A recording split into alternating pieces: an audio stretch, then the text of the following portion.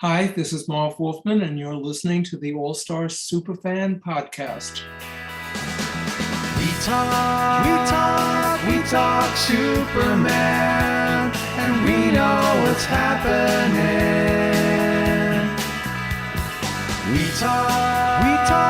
We talk Superman, and we cover everything. Hey everybody, welcome back to another exciting episode of the All-Star Superfan Podcast, the podcast that explores the full 85 plus year legacy of the Man of Steel.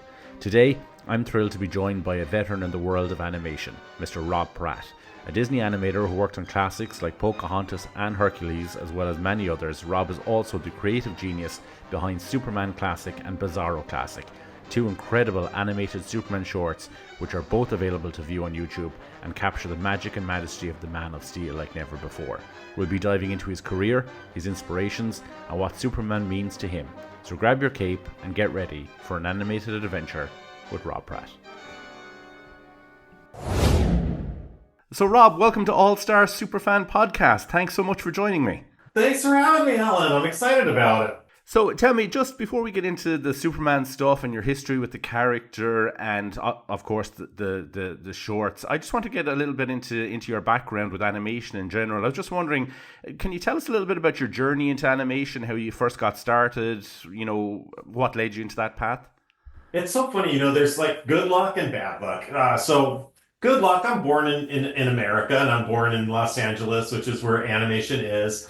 Bad luck, it was a little hard. It was a single mom situation, and poor thing, she did suffer from mental illness, so we were on welfare, and things were a little bit tough. But being in Los Angeles, we would go by the Disney studio, and that gave me a big, giant bullseye to aim for. And so as I got older, I always knew, like, right away, I love Superman, and I loved comic books when I was little.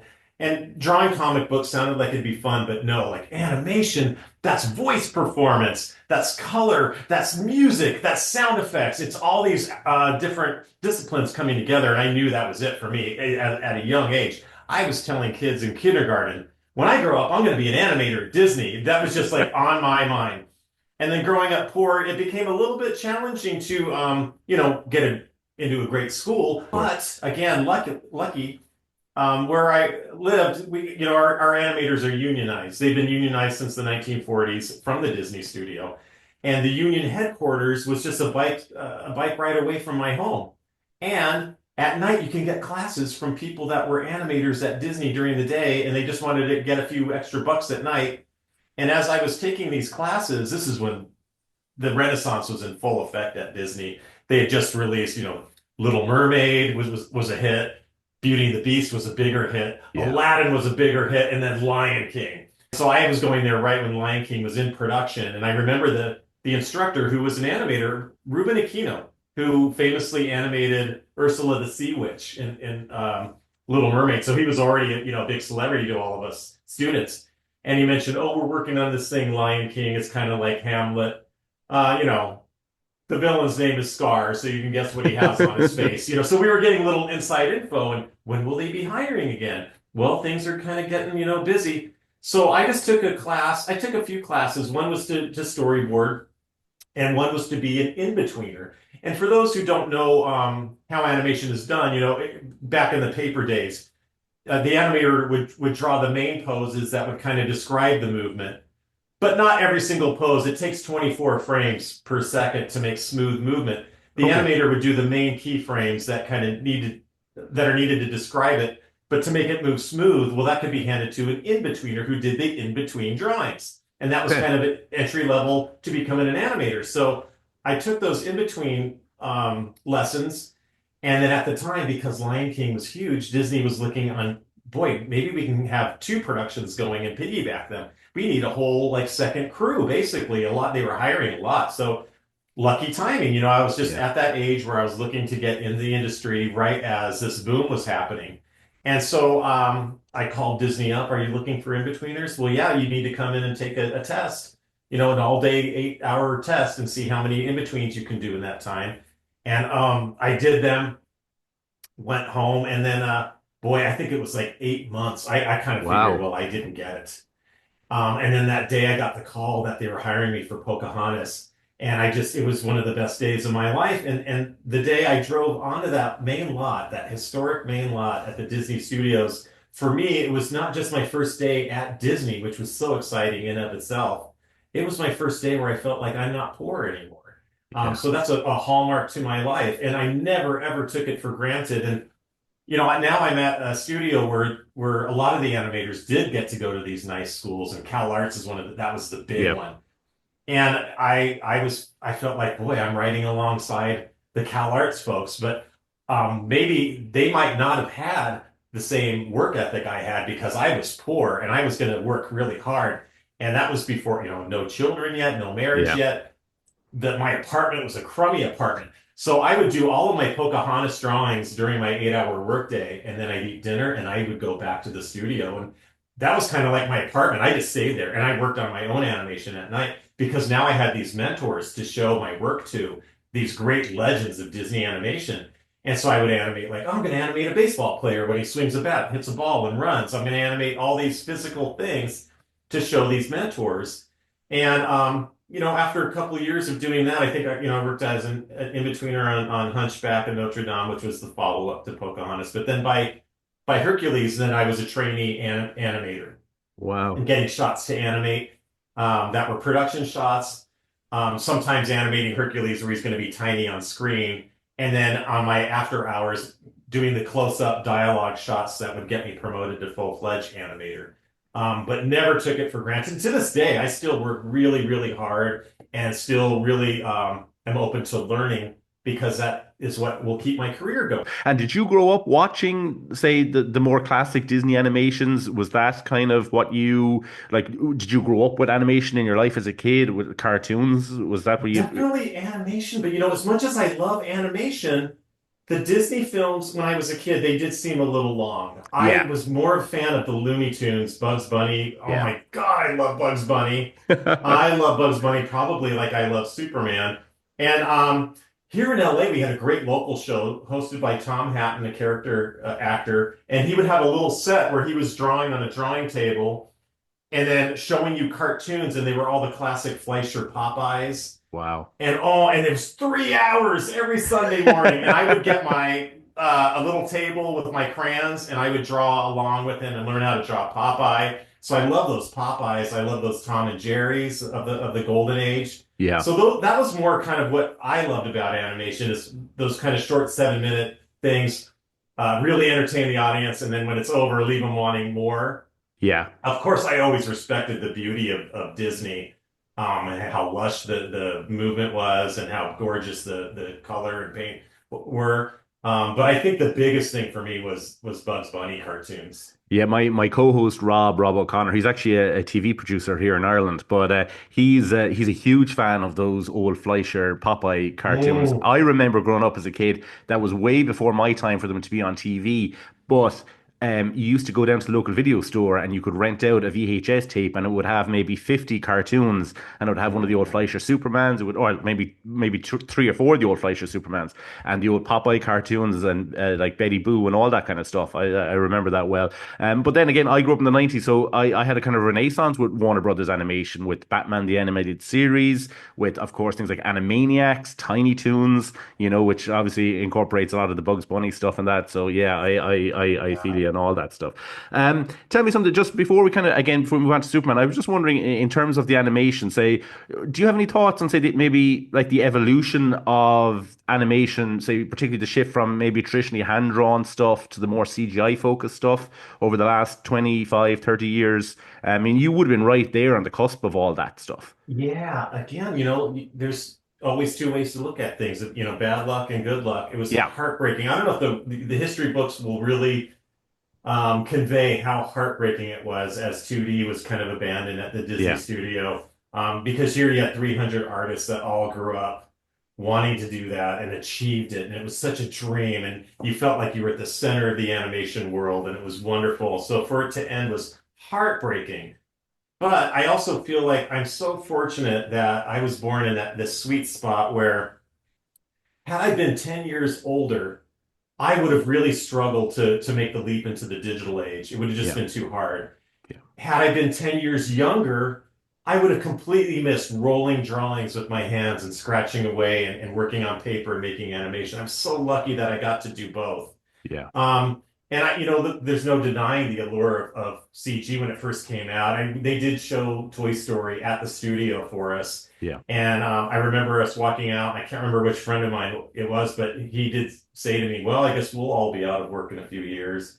And I thought, no, it looks too different. If anything, stop motion is dead. They'll never do stop motion again. But sadly, my friend, turned out to be right. At least as far as traditional animation applies to Hollywood. Thank goodness it's made in other parts of the world Yeah. still. But boy, Hollywood was just the center of it when you think of those Tom and Jerry cartoons, those Yeah. Bugs Bunny cartoons, and Disney. It was such a tradition here where I grew up, and a very sad end to that era. But ultimately, CGI, it did lead to more jobs, because the audience really supported it. These movies were big and it was eye-opening. Animation historically always been a difficult sell. It's just such a meticulous craft to make. It takes so long to do, and it can be expensive because of the time it takes. And then it's hard to make the money back. And really, the Disney studio was the only one that figured out how to do it. Don Bluth, who was an offshoot of Disney, Yeah. is the only one I can think of that had more than one hit. There's a couple studios that had one hit, but they couldn't replicate that success. So when Toy Story came out and was massively big, I didn't know if, like, okay, you did it once. Is that going to be, a pattern? Can you continue that success? And then Pixar did. Boy, those first 5 or 6 movies were all huge hits. Yeah. Yeah. And then you had Shrek coming out of DreamWorks, and now Competition is doing another studio, and they had a huge hit. And then the one that really convinced me, then Ice Age came out from yet Yeah. another studio at Fox. So I'm like, okay, this is a different beast than the hand-drawn animation. This is just somehow hitting a larger audience. The tech is higher. It's compelling. And look, I love it too. There's camera moves that you can do that would be very difficult or impossible in 2D. It is neat. It is a cool medium for sure. I know there was, a lot of us losing our jobs, and of course there was a line kind of drawn in the sand, whether you were a 2D guy or Yeah. a CG person, because it's heartbreaking for the people in 2D. Um, I do love both, and now, luckily I was young enough where I could kind of manage Adjust to and adjust. and do you think just I'm just thinking off the top of my head there, like when say pre-Disney Renaissance there in the late 80s, you had films like say things like that old school kind of Don Bluth style like Black Cauldron and stuff, which didn't do very well towards those as the 80s was closing out, and you can see the CG kind of creeping in already in things before Toy Story. You can see it with like the magic carpet scene in Aladdin, or you can see it in certain shots in Beauty and the Beast as well. Do you think that maybe Disney, the upper echelons of Disney, kind of thought that that was the reason that people were kind of so much more receptive to those films, that they were incorporating this kind of thing, or was it just that it was just coming in no matter what? I think it was coming in no matter what. It was just, everyone, as filmmakers, they want to have more opportunities to create shots. And Yeah. so that ballroom shot in Beauty and the Beast was not, I don't think the thought was that this is the future. That was just like, wow, we can do a crane shot when they're dancing, and we can get an emotional response out of that shot, and it can seem big. And it was always just in the spirit of making it better, making it more impactful.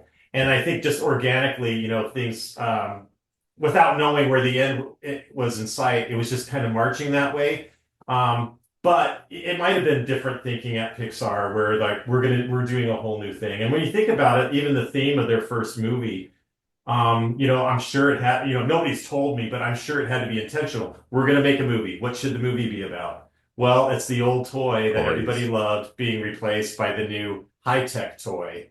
And that very much mirrored what was happening with the medium. When you think about it, That's it's crazy. Yeah, I never thought of that actually. the perfect thing That's an for their excellent first point. movie. Do you think Yeah. do you think we'll ever have a boom in high quality hand drawn animation again, like a second Disney Renaissance in terms of hand drawn animation? Do you think we'll ever see kind of that coming back in a big way? I mean, Gosh, I hope so. vinyl is back. You Yeah, know? yeah. And you know what? One thing that is exciting when I go on Instagram, I don't really share a lot of personal stuff on my social media. I Yeah, go there to connect to other artists. yeah, I don't want to talk about politics or anything. I like connecting with other artists, and I've made so many friends through it. And one thing that's very encouraging is seeing really great traditional animation done globally.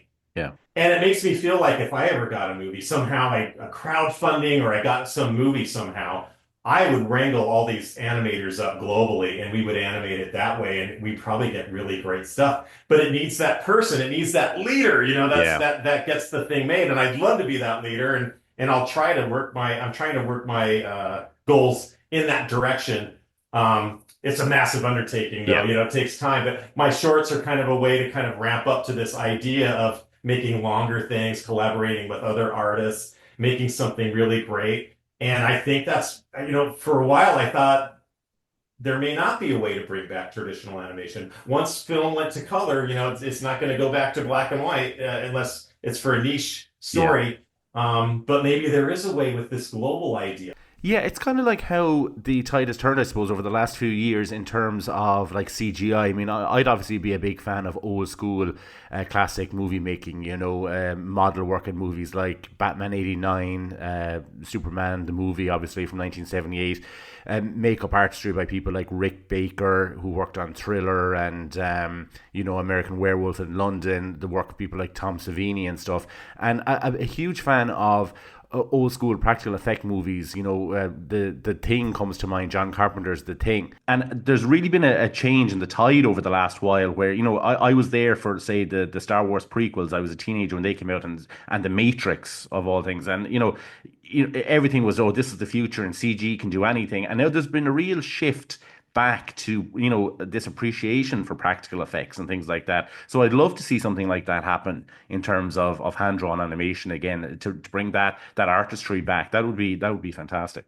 Yeah, to what you're saying, I agree. Just as a fan of this stuff, there is something different about a tactile thing Yeah, that you're seeing that you knew hands touched it. yeah. And oh my God, I love Indiana Jones. And Indiana Jones is Oh, retro. So I love in the old movies that all the effects were practical. And yeah, that scene in Temple of Doom where it's the minecart chase. There's like an 8 frame scene where they're little dolls that are pulling short round between them. And it's just, yeah, there's something neat about it being dolls and tactile.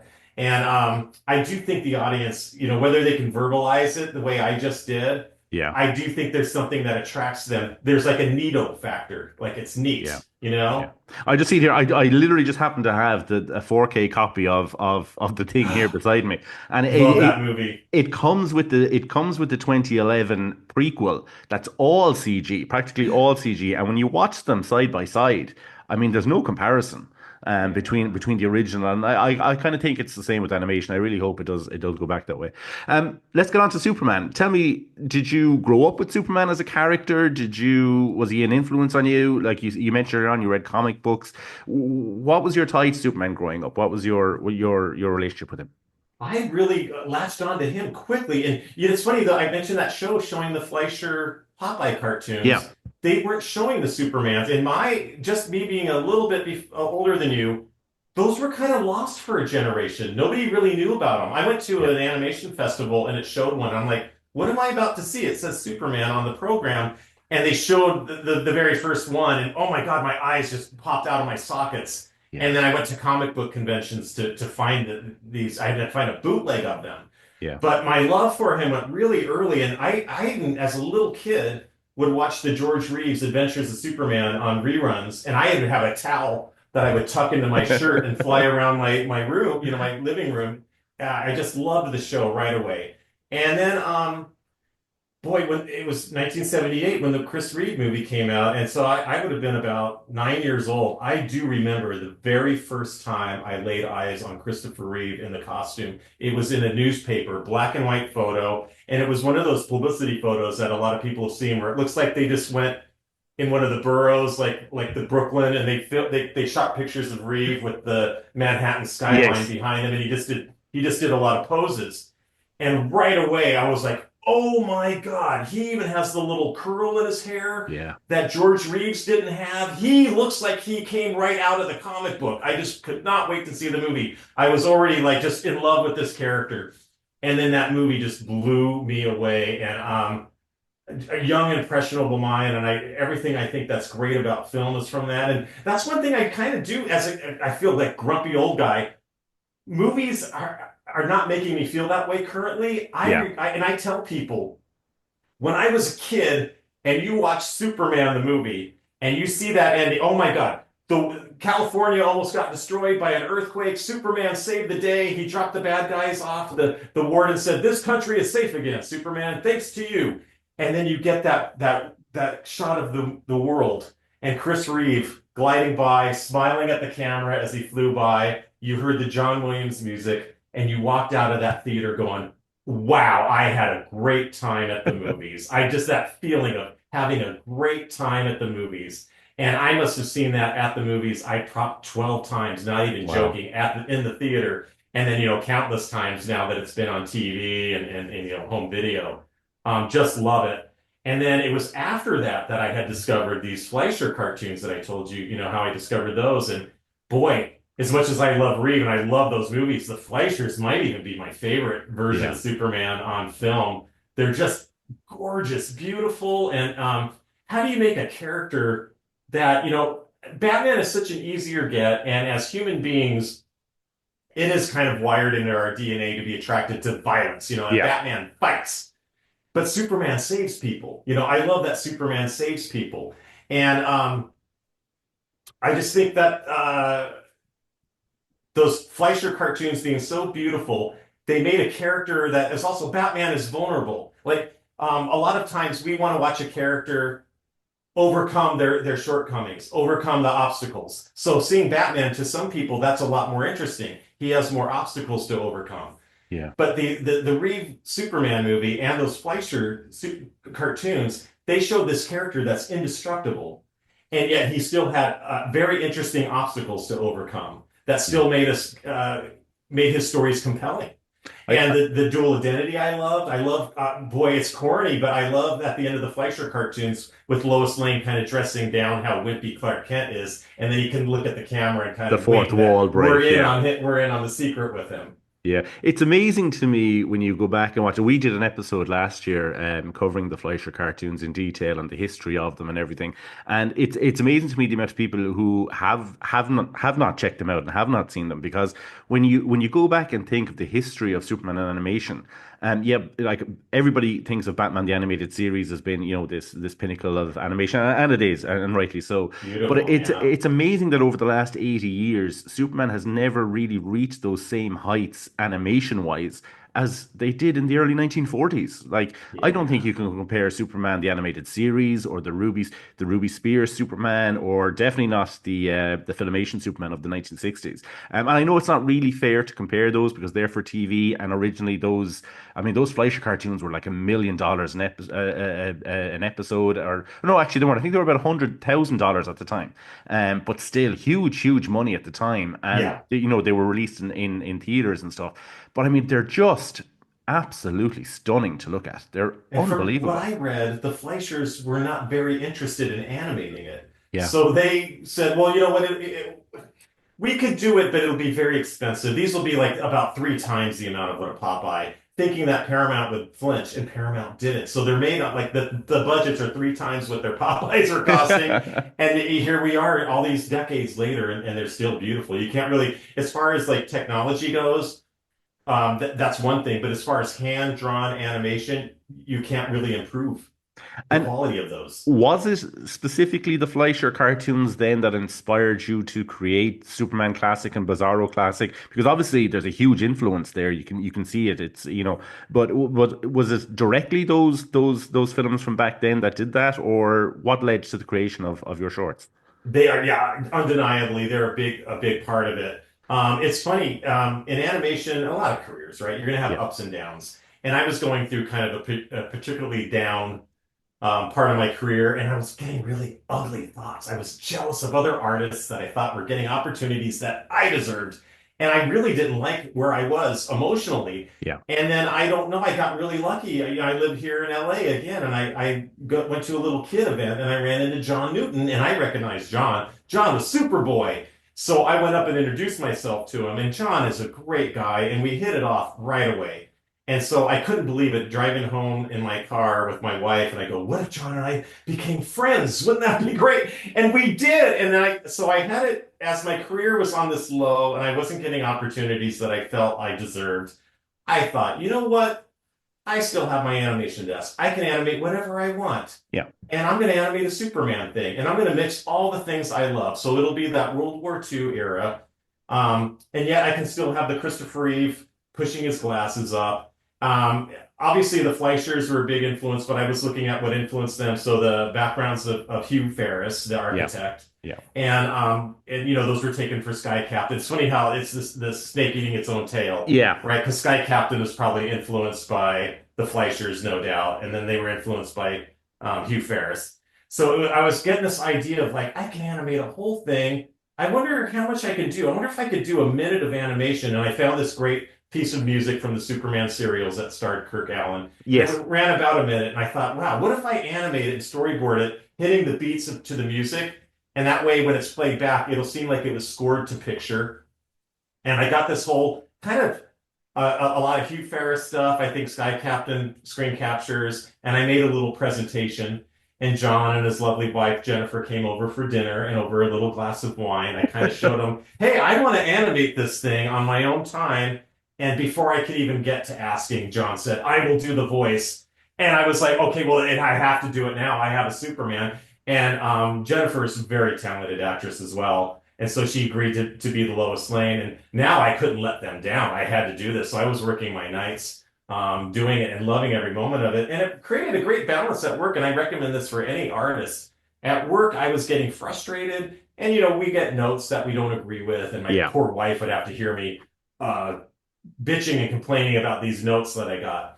And then having my own thing, I realized, oh, that's right. I'm getting paid to do these. Just do them. Who cares? They're paying me. I'll do the notes that they want, because when I get home, I'm going to draw Superman. And if I want him in the red trunks, he's going to have the red trunks. He's going to be the way I want him. And I just love the balance that it created.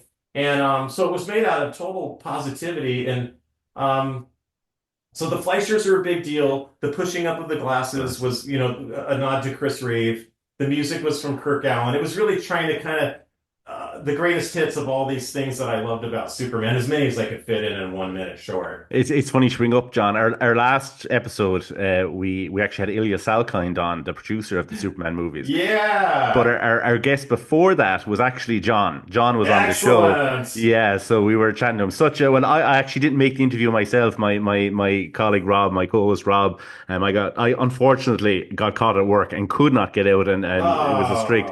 But listening to the episode, it was great. He seems like such a nice guy. And the funny thing watching the shorts is, again, my co-host Rob is a huge fan of the Superboy series from 88 to 92, and he's a huge fan. Maybe the only mega fan, I think, of that particular first season with John Newton. He loves that season.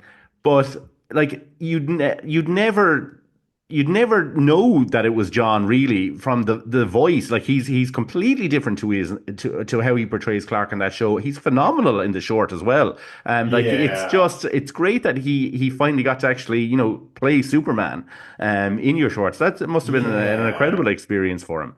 And he was open because obviously he had his take on Superboy's Clark. Yeah. And I was pushing for the more Chris Reeve one. And John, no ego. He's like, "I see what you're doing here. I see you're mixing a bunch of these things." And he was great. And it made that his line as Clark very charming, I thought, and funny. And then you, a year or two later, came out with Bizarro Classic, which is kind of a darker, there's a more sinister vibe to that one. I really, really dig it a lot. I like it a lot as well. And was there a big response to the first one that you decided to do it again, or was it just the fact that you enjoyed it so much?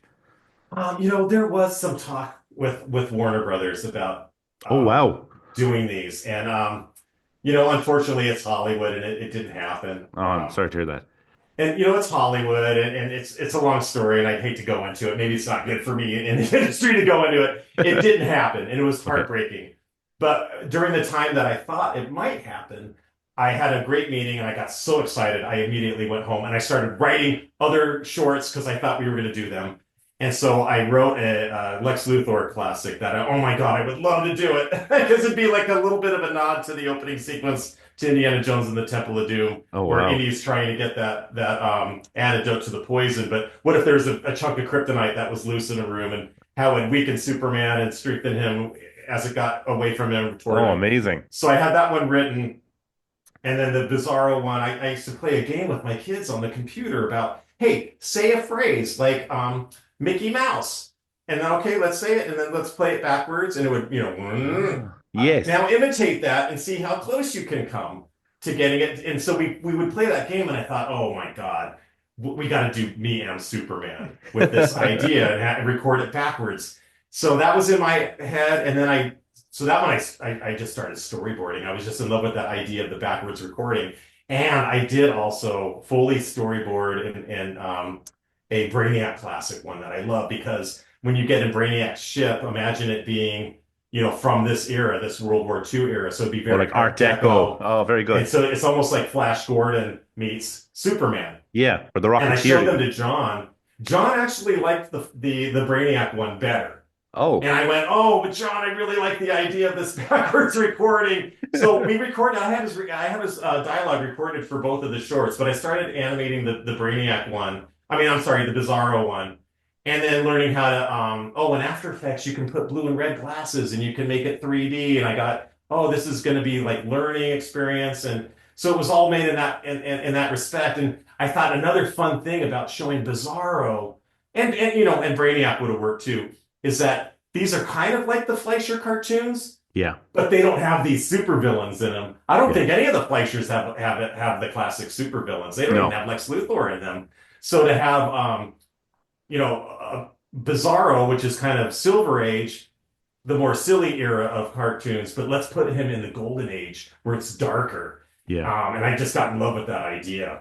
Yeah, it always saddens me that when they were creating Superman, when Bruce Timm was creating Superman, the animated series, that initially the design idea was that it would be a more, Batman the Animated Series 40s aesthetic, and then they kind of abandoned that and went with a more modern look, because I would love to have seen it in that. And you can see some of the designs online. I love that era. I'd love to see a live action movie set in that era. When Tyler Hoechlin showed up in Superman and Lois with the old Fleischer suit, I couldn't believe it, because it was just, it's Yeah, exactly, the Superman that I imagine. Again, like you said, with Reeve, as you can see here with my posters and stuff, Reeve is yeah, absolutely, the GOAT. He's the best that there ever will be, I think. I Um, agree. but there's something about that original late 30s, 40s aesthetic when it comes to animation, even live action. You mentioned Sky Captain, movies like The Rocketeer, The Shadow, Dick Tracy, all those things that came out in the 90s as well. Yeah, oh my God. He is a Just, character that you can't update him, obviously, and they've done it and they've shown him in the yeah, different eras, but he works best in the era he was created. There's something, that innocence of, like I said, Clark being able to wink at the camera and just fool somebody by wearing glasses, yeah, and working at the greatest newspaper so he can get the news first where trouble is, help is needed. There's something about that innocent era that I just think works so well with Superman. And like I said, he works for me in other eras, yeah. but he works the best there for me. You mentioned earlier the Kirk Allen serials, the original ones from the late 40s. Did you incorporating that music, say, into the shorts, because it's so, it stands out so much. How did you go about that? Was it just, did you work around that theme? Was it always in your mind to incorporate that into the shorts? Not always, but I do. Gosh, I love music. Like we said at the kind of beginning of our podcast, it's all these different disciplines that come Yeah. together to make animation. And oh my God, I love music, and I love how music goes with movement. And Fantasia comes to mind right away. But Yes. growing up as an '80s kid and having the great John Williams be the scores to my childhood movies, so I've always been in love with music. And of course, I love his Superman one, but I was just aware of the Kirk Allen series when I thought, wow, it is very dynamic. It's very Yeah, dramatic. yeah, And it was 1 minute, so it seemed like just a perfect thing. I guess I could have used the George Reeves one as well, but there was something even more, I think, dark and dramatic about the Kirk Allen one. And so it was, yeah, it was starting with that, listening to it over and over, and you kind of just you start picturing things and you start picturing things, and boy, it was fun, like doing him Superman lifting the robot's foot to da yeah. da da da da da da, and then he lifts off, and it just was so fun to make it sync with that music. But yeah, the music was the very first thing that I laid on the kind of on the track to kind of like let's get started and start seeing Yeah, 'cause where actions fit. because it's not too many people that go back to those serials, to the Kirk Allen. Like you hear so much about George Reeves, you hear so much about the different actors, and you look, George Reeves, in my estimation, is he's a lot stronger in the role than Kirk Allen was. I think he has a lot more presence, but still, Yeah. there's something to be said for being that first actor, that first Superman on screen. Yeah. There's a lot of weight with that. And I loved Would acknowledging it, Yeah, acknowledging the Kirk Allen series, because I said that, the Chris Reeve thing got acknowledged. yeah. Superboy got acknowledged by John's involvement, and the Fleischers get acknowledged. So it was another way to have like the Kirk Allen thing get acknowledged. And then it was nice in the Bizarro one to bring in some of the Adventures of Superman music and that, so that could get acknowledged.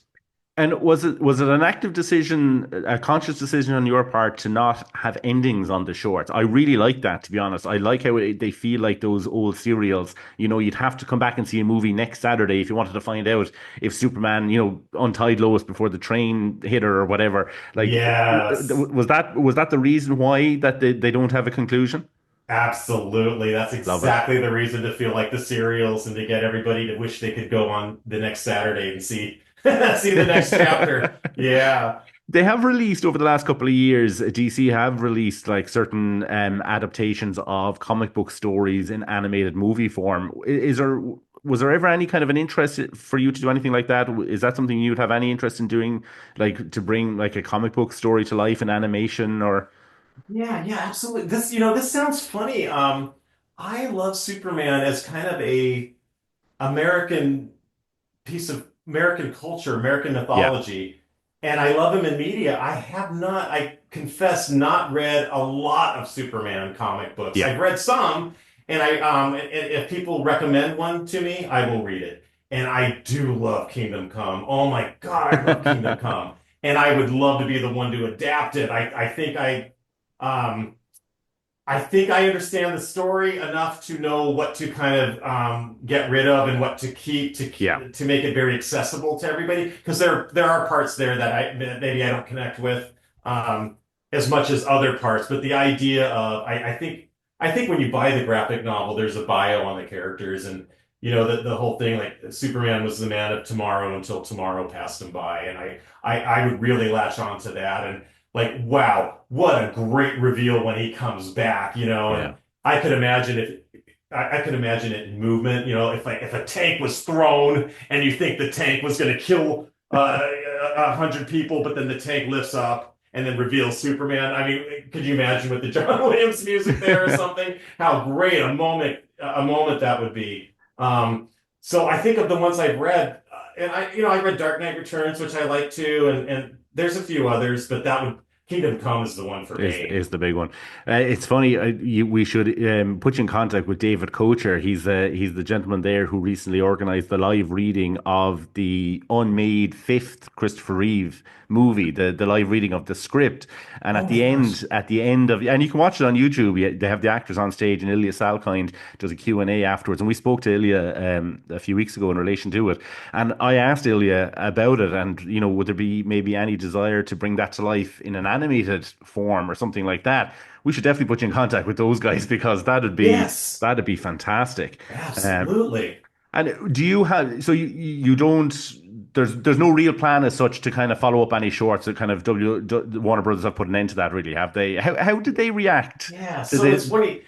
And again, not to say too much because I'm Yeah, in the yeah, business and I don't want anyone mad at me. yeah, But absolutely. I the understand. short version of the story is when Superman returned, when Superman Classic came out, Warner's actually contacted me, and I was thrilled because I thought maybe it was getting a lot of buzz with a lot of Yeah, the blog sites. And I was going to pitch it to Warner's, but they contacted me because it was getting all this attention. And I had a great meeting, and the meeting ended off sounding like we are going to make more. It was handshake agreement, and my feet didn't touch the ground going to my car, and I was so excited. And then I probably should have not drawn anything until there's paper signed.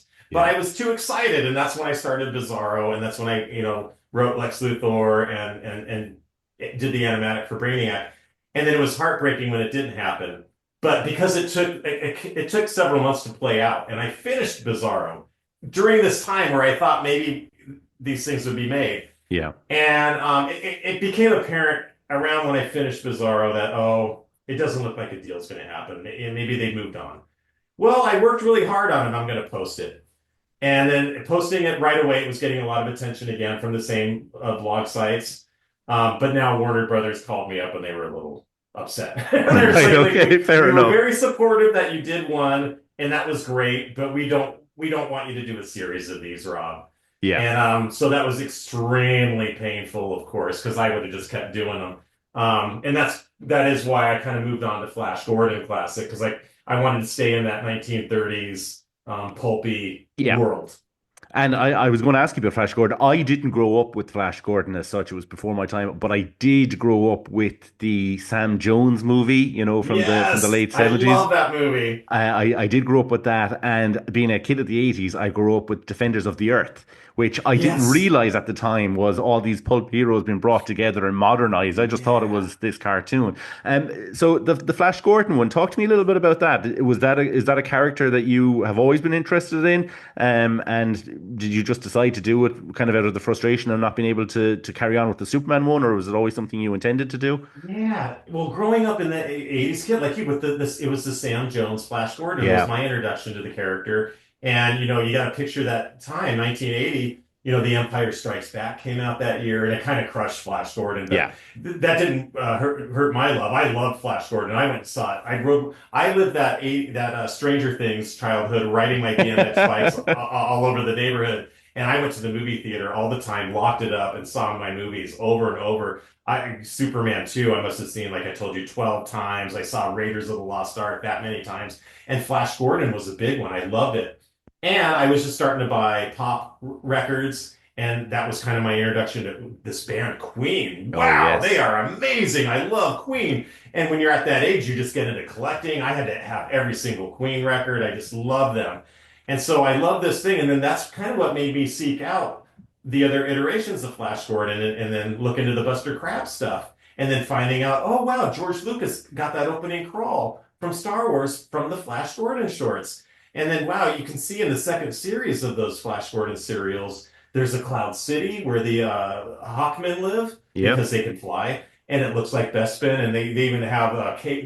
Some of the people wear capes. And it was very Empire Strikes Back. So I was loving how all this stuff was feeding itself and really loved Flash Gordon.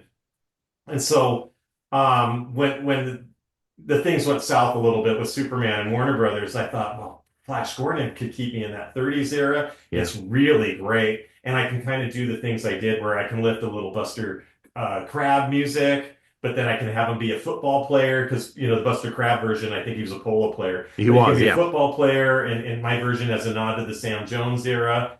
And so I love doing it. And then one thing I do have my eye on, I think it's like in 5 years from now, Flash Gordon will become public domain. Yeah. So I might think, boy, maybe I can do a crowdfunder and I could be animating those for a while if I can raise the money to do it. Yeah, you have to remember in 13 years, the original Superman will become public domain as well. That's So, right. Yeah. just wait in the long grass.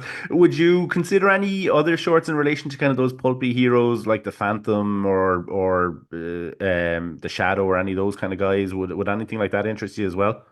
For sure. Yeah, Yeah. the Phantom comes to mind. Even maybe including him in a Flash Gordon episode that would hint to the Yeah. Defenders of Defenders the of the Earth, Earth. Yeah. happening. That comes up, and then not as old, but based on that stuff. I love Indiana Jones. Oh my Yeah. God, I love Indiana Jones. And I did start toying with animating a fan film of Indiana Jones, and I found an actor who does a terrific Harrison Ford. And I only need maybe 3 or 4 lines, but I recorded about 20 of him and they're all really, really good. But there are at least five where it's like that's just him. I'm not even hearing an impersonation. That just sounds like him. And I started animating a couple shots, and I thought, wow, what would I do? And maybe I would make it like a trailer for a movie that was made back when Harrison was still, Yeah. 40 years old, and it could still take place in the 1930s. And what I love about, boy, if you bring up Temple of Doom, that could be a lightning rod. Some people hate that movie, and I love it. What I love about it is it's so different. It didn't, a lot of sequels just play it safe and they remake the first movie. Yes. And then they're not as good. What Temple of Doom does is India's in a completely different setting, different villains. Oh my God, I love Mola Ram. Yeah. And I love India. It's so different from Cairo. And so I was like, well, I would want to be in that spirit and put Indiana Jones, like maybe he's on a snow adventure. Maybe he goes to a castle that's buried in snow. And then maybe for part of the adventure, it's an underwater a city that's sunken. So I started animating shots and kind of writing it out as a trailer. But it's a lot of work. Yeah. And as I was doing it, I thought, I really need to emulate my hero. My hero, George Lucas and Spielberg, they're my heroes. I was a kid when they were making their greatest movies.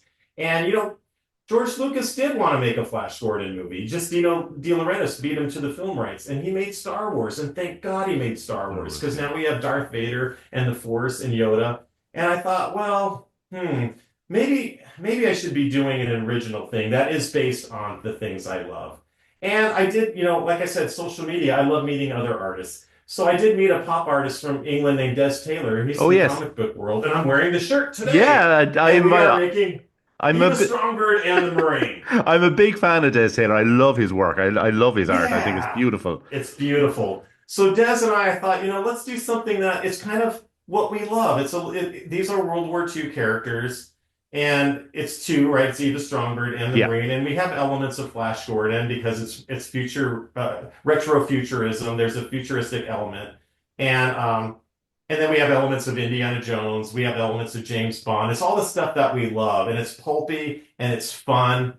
And so we're working on a graphic novel now. It's taking forever because you've got career and family, and then you got to do these late at night. Yeah. But we're working on a movie, or I say a movie. It's a graphic novel, but as I write it in script form, I am going for a 90-page because my eye on the prize is I want this to be animated someday. Yeah. And we're very deep into it. I think we probably have about a little over half of the book completely done in panels, dialogue, color, everything. And then we're working on the second half now.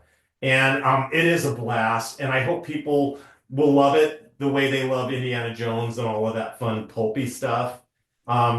And just as a short pitch of it is, World War II is kind of this linchpin in history. There's before that war and there's after that war. I live in a house that's 1930s and it's so handcrafted. Yeah. And then everything after World War II is kind of machine made.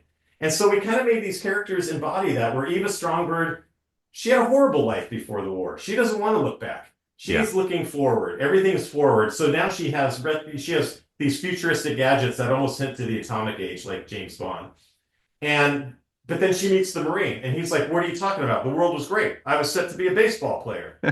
I'm here to fight this war and make the world exactly the way it was when we started. And so now they have their conflict, and that's what our story is about. Man, that sounds right in my wheelhouse. That sounds good. When would you hope to maybe have that out? Are you talking another few years, or is there kind of a marked release year or anything like that for it? It is funny, guy. Des, you're going to hear this and you're going to kill me. It is funny. When I work on my own, it goes fast because I'm just pleasing myself. But I will write pages and I'll send them to Des, and sometimes something won't sit well with Des.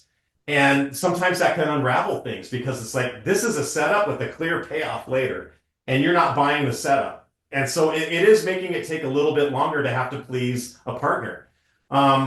But having said that, boy, Des brings great ideas to the table, and I couldn't do it without him. So I'm very happy about the collaboration, but it's taking a little longer than what I'm used to because of this. But my goal, now that we've gotten this far, and when I'm writing, it's not just, you don't just sit at a typewriter, word processor, or a computer. You just don't type and and go from the beginning to the end. What you do is you plan out the sequences. These are what the character needs this to happen for this to happen, and because that happens, this happens. And so it is all figured out in beats. We know where the Yeah. story is going. We know the climax of the story. So that part we've gotten through a lot of the hard work on agreeing on. And now we're on the same page. So now it's executing it. And I would hope we would have it by the end of the year. That'd be That's a hope. fantastic. Yeah, Yeah. it's funny when you mentioned Harrison Ford and Indiana Jones. Yeah, like, that first movie, gets all the acclaim. Basically, Raiders gets all the acclaim, and it really depends where you are, kind of when you were born, what age you were at when you first saw Indiana Jones. I vividly remember my parents buying their first VHS machine in 1989. And the very first movie they rented was The Last Crusade. And that will Mhm. always be my indie movie to me because that's the Yeah. one that I saw first. And it Yeah. was almost like that was the first one and the rest were sequels. It's kind of like Yeah. I saw Yeah. Superman 3 and then I went back and saw 2 and 1. But yeah, they're such Well, phenomenal films. and one thing, having really done a deep dive on Indiana Jones and thinking what adventure I would give him, it really made me realize what Lucas and Spielberg did that was so clever with the character. And I hope what I say makes people enjoy the series even more.